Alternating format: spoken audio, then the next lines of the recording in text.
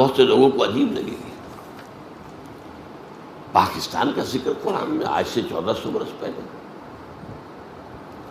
اس کے ضمن میں پہلے تو آیت سن لیجئے، آیت نمبر 10 ہے یہ سورہ انبیاء کی. لقد انزلنا الیکم کتابا فیہ ذکرکم افلا تعقلون. دیکھو ہم نے تمہاری طرف ایک کتاب نازل کر دی ہے جس میں تمہارا ذکر ہے تاکہ تم عقل سے کام لو. اب یہاں اس آیت میں ذکر کے دونوں معنی ہو سکتے ہیں. ذکر ہمارے حالات کا بیان یا ذکر نصیحت، تمہارے حصے کی نصیحت. لیکن ایک عظیم حدیث میں آ کر بات جو ہے وہ طے ہو جاتی ہے. طویل حدیث ہے، عظمت قرآن کے موضوع پر حضور کا کہ وہ حدیث بلکہ خطبہ کہنا چاہیے، اہم ترین. راوی کون ہے؟ حضرت علی رضی اللہ تعالی عنہ. فرماتے ہیں کہ حضور نے فرمایا صلی اللہ علیہ وسلم انہا ستکون فتنۃ، ان قریب ایک بہت بڑا فتنہ رونما ہوگا.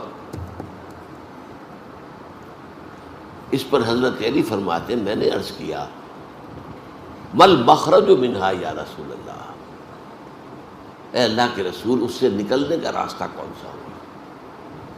بہت غور طلب بات ہے یہ، میں اس کی طرف اشارہ کیے بغیر گزر نہیں سکتا آگے. دیکھیے ہم ہوتے تو پوچھتے یہ فتنہ کب آئے گا، کیوں آئے گا، کدھر سے آئے گا، کیسے آئے گا، کیا شکل ہوگی اس کی، یہ سوالات پوچھتے ہیں. لیکن یہ تمام چیزیں معلوماتی ہیں، ان کا عملی کو فائدہ نہیں. ان ساری باتوں کا جواب مل جائے تبھی معلومات میں اضافہ ہو گیا. عمل کیا ہے، اس سے بچاؤ کا راستہ کون سا ہوگا، یہ ہے سوال. یہ ہے فرق صحابہ کرام میں اور ہمارے مابین. حضرت علی نے پوچھا، یہ نہیں کہا یہ کب آئے گا، کیوں آئے گا، کدھر سے آئے گا، کیسے آئے گا، کیا صورت ہوگی. مل مخرج منہا یا رسول. اس پر آپ کا جواب ہے، بہت طویل حدیث ہے یہ. میں صرف ابتدائی چند جملے اور آخری چند جملے سناؤں گا. کتاب اللہ، فتنوں سے بچاؤ کا راستہ اللہ کی کتاب ہے. فیہ ذکر ما بعدکم وخبر ما قبلکم وحکم ما بینکم. اس میں تم سے پہلوں کا بھی ذکر ہے، تمہارے بعد کے حالات بھی ہیں. یہ آگے نہیں آگے بعد کے حالات بھی، اور تمہارے مابین جو بھی کوئی اختلافات کبھی ہوں گے ان کا حکم اور ان کا حل موجود ہے. پھر طویل حدیث ہے، طویل حدیث ہے، بڑے پیارے پیارے جملے ہیں. لا تنقضی عجائبہ ولا یخلق عن کثرت الرد. لیکن میں آخری جملے سنا رہا ہوں صرف. من قال بہ صدقہ، جو شخص اس قرآن کی بنیاد میں کوئی بات کہے گا وہ سچ کہا اس نے. ومن حکم بہ عدل، اور جو اس قرآن کے ذریعے فیصلہ کرے گا اس نے عدل کیا. ومن عمل بہ اجر، اور جس نے اس پر عمل کیا اس کو اجر مل کر رہے گا. اور آخری ٹکڑا اہم ترین ہے، میرے لیے بہت بڑی بشارت ہے، بہت بڑی بشارت ہے. اور بھی جو میرے ساتھی اس تعلیم و تعلم قرآن میں لگ گئے ہیں ان کے لیے بڑی بشارت ہے. وَمَن دَعَا إِلَيْهِ فَقَدْ هُدِيَ إِلَىٰ صِرَاطٍ مُسْتَقِيمٍ. جو اس قرآن کی طرف بلائے گا لوگوں کو اس کی ہدایت ہو گئی سیدھے راستے کی طرف. یعنی کسی اور کی ہدایت ہو نہ ہو، کسی کو فائدہ ہو نہ ہو. ابو جہل کو فائدہ نہیں ہوا، ابو لہب کو فائدہ نہیں ہوا، اس سے کوئی حرف حضور پر تو نہیں آتا صلی اللہ علیہ وسلم. من دعا الیہ فقد ہدی، فقد ہدی. اب عربی زبان سے ذرا بھی واقفیت ہو چکی، اس کی ہدایت ہو چکی صراط مستقیم کی طرف. اللہم ربنا اجعلنا منہم. اب دیکھیے سورہ اعراف کی آیت نمبر 129 ہے. بنی اسرائیل آپ کو معلوم ہے سخت عذاب میں تھے، فرعونی انہیں جو عذاب دے رہے تھے. اور پھر خاص طور پر جو ایک خواب دیکھا تھا فرعون نے اس کے بنا پر اسے مشورہ دیا گیا تھا کہ بنی اسرائیل میں جو بیٹا پیدا ہو اسے قتل کر دیا جائے، قتل عام۔ وہ جو اکبر الہ آبادی نے کہا تھا یوں قتل سے بچوں کی وہ بدنام نہ ہوتا، افسوس کہ فرعون کو کالج کی نہ سوجی، کالج بنا دیتا تو قتل ہو گئے ہوتے۔ یہ بھی تو قتل گاہیں ہیں، وہ قتل عام ہو رہا تھا۔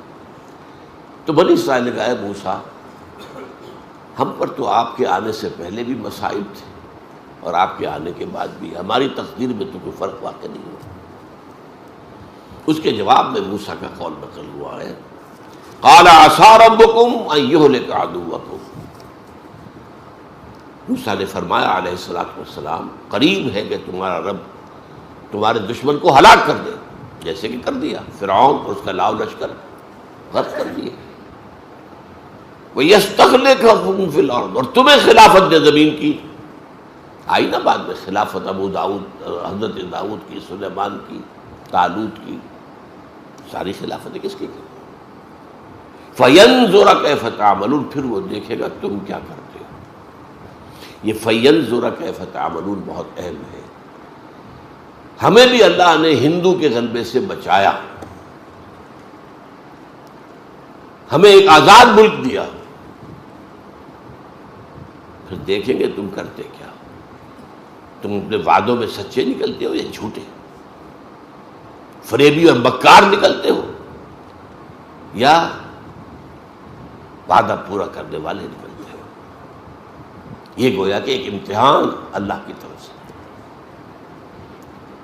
ہم 60 برس سے زیادہ ہو گئے، 62 برس اس امتحان میں مبتلا ہیں، اور ہر روز طلوع ہو رہا ہے ہماری ناکامی اس امتحان میں زیادہ سے زیادہ نمایاں ہو رہی ہے۔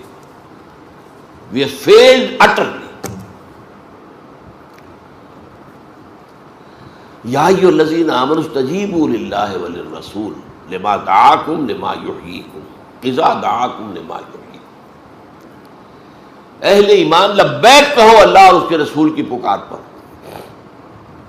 جبکہ وہ تمہیں پکارے اس چیز کی طرف جس سے وہ تمہیں زندہ کر دے گا۔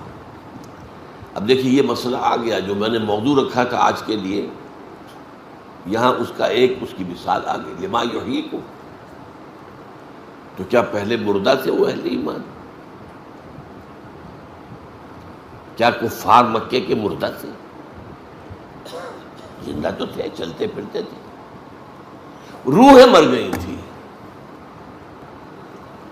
ان کا یہ جسمانی وجود قبر بن گیا تھا جس میں روح جو ہے دفن تھی۔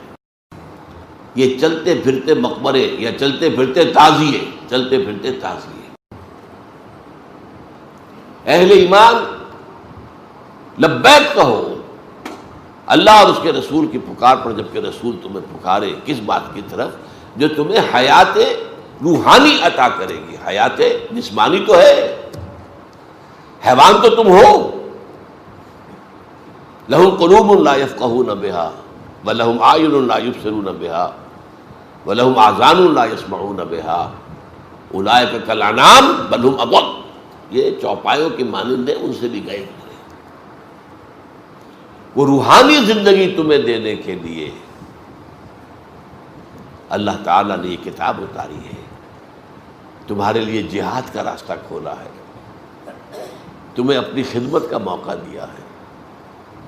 کیا کتنا پیارا شعر ہے فارسی کا، منت منے ہے کہ خدمت سلطان ہمیں کنی۔ دیکھو کوئی احسان نہ دھرو کہ تم بادشاہ کی خدمت کر رہے ہو، منت منے کہ خدمت سلطان ہمیں کنی، منت شناس ازو کہ بخدمت بداشتت، اس کا احسان مانو کہ اس نے تمہیں اپنی خدمت پر مامور کر دیا ہے۔ تو جس سے اللہ اپنے دین کی خدمت پر مامور کر دے، اس پر تو اللہ کا بہت بڑا احسان ہے، اس کا احسان مانو۔